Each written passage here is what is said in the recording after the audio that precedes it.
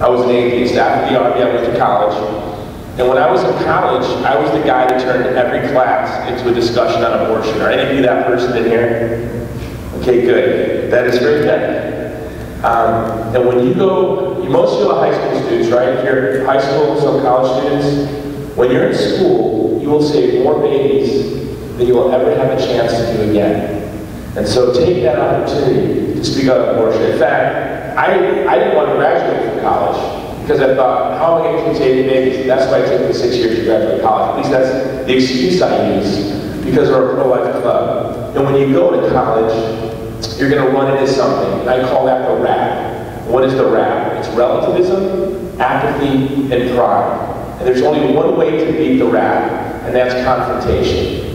And a lot of young people are afraid of confrontation. And oftentimes we're taught that confrontation isn't the best way to persuade people. But if you live in a culture of moral relativism, where young people are apathetic and proud, the only way you get them to reassess their opinions is confrontation. Now, I think sometimes I take it to the top, over the top. My wife gets really worried when she sees somebody with a pro-abortion bumper sticker in the church parking lot, because I'm known to sit on her car, and then when they walk out after Mass, I'll ask them if they received communion with that mouth, and if that car belongs to them, and then I'll engage them in a discussion on what the Catholic Church teaches on abortion. But you have to be confrontational. Now, in school, a lot of you are going to be tempted to get involved with causes that really are of no consequence to you and your peers, because there's no risk. When I was in school, environmentalism was the no-risk way to make like you care, if you're socially aware. There was this one kid in my university, his name was Josh. In fact, he's actually a professional environmentalist today. And I'll never forget, one day I walked into class, it was a big seminar class like this, and I was the last to come in. And every day he would wear a different shirt. No drilling in Anwar. Stop clubbing baby seals. You know, fix the hole in the ozone. Stop burning down the rainforest. And every day he would wear these shirts. And I would always think to myself, does he think that any of his classmates are clubbing baby seals? Does he think that, like, in our off time, we're all getting together and drilling for oil in Anwar? So I came into class late, and he had one of these silly shirts on.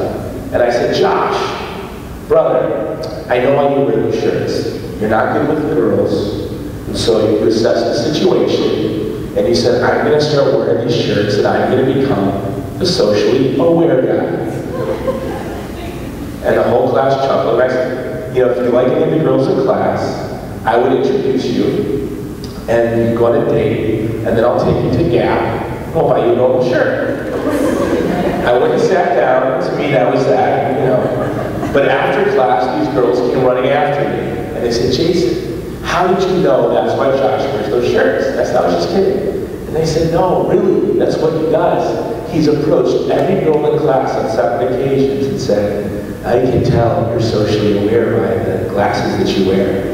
And if you ever want to go to the Garden Cafe and discuss these issues, I'm quite knowledgeable. I mean, that's pretty pathetic, right? Now, conversely, I want to share some experiences that I had in college. I was in the Army. I went to the University of Hawaii.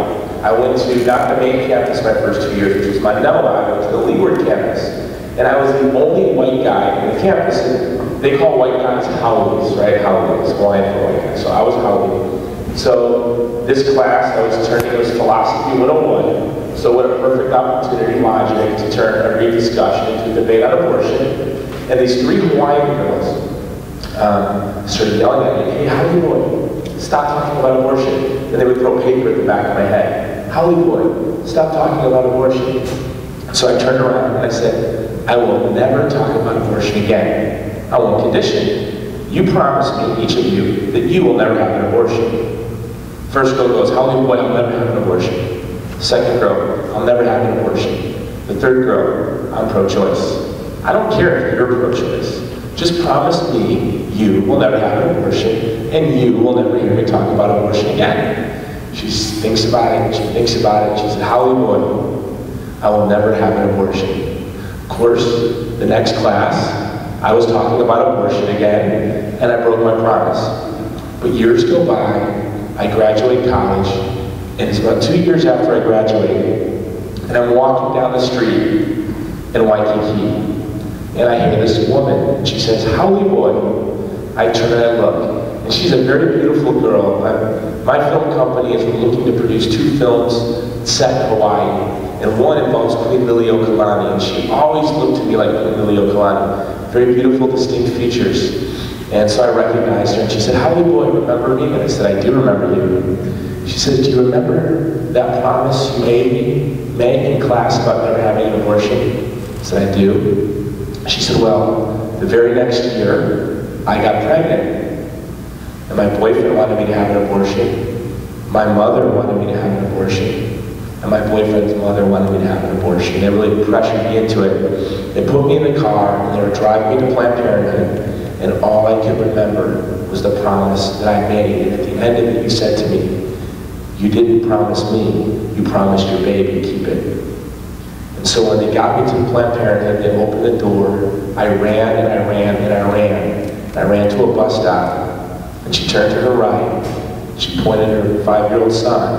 She said, "Howley boy, meet your promise."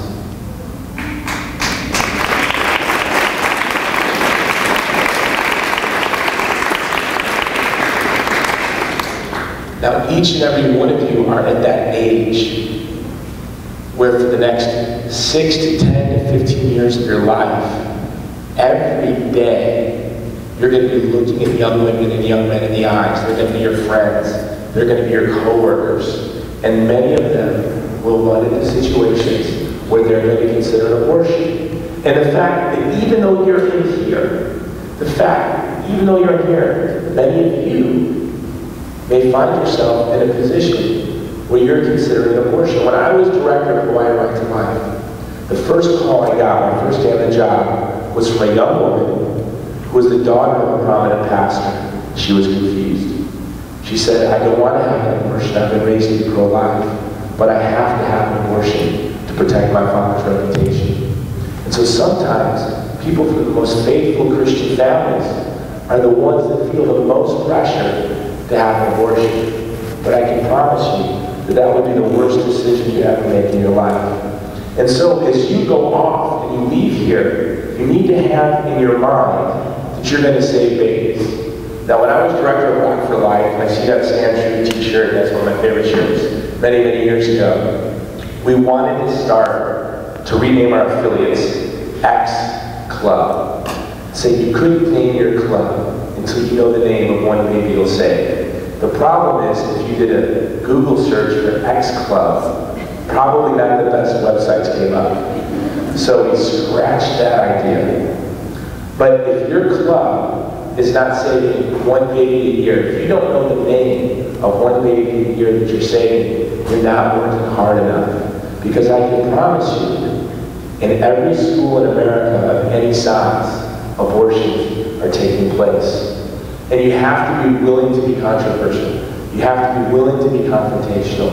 You have to be willing to challenge your friends. You know, if you go to this school, you hopefully don't have to challenge your teachers. Many Catholic schools you do. And if you go to a public school, that's a great opportunity.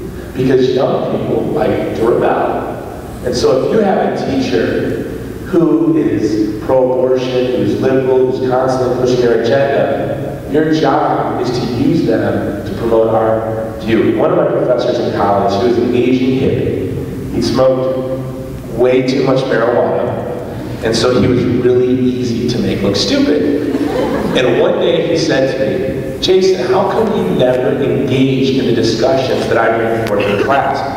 I know you don't like me, but you take my classes, every class I offer." And I said, "Well, Professor Lee, I take your classes because I found that you're the easiest professor to use to make the rest of the class conservative." And so the next semester, he put in his syllabus, "Jason Jones is in our class, and he's going to try to make me look stupid so you're conservative." And I saved the syllabus, but it was of no use because he was just so absent-minded and so liberal. You know, he would defend communist China and the Soviet Union. And that sounds funny. When you go to college, you're going to have professors. You're going to have professors just like that. Now, how many of you have pro-life clubs?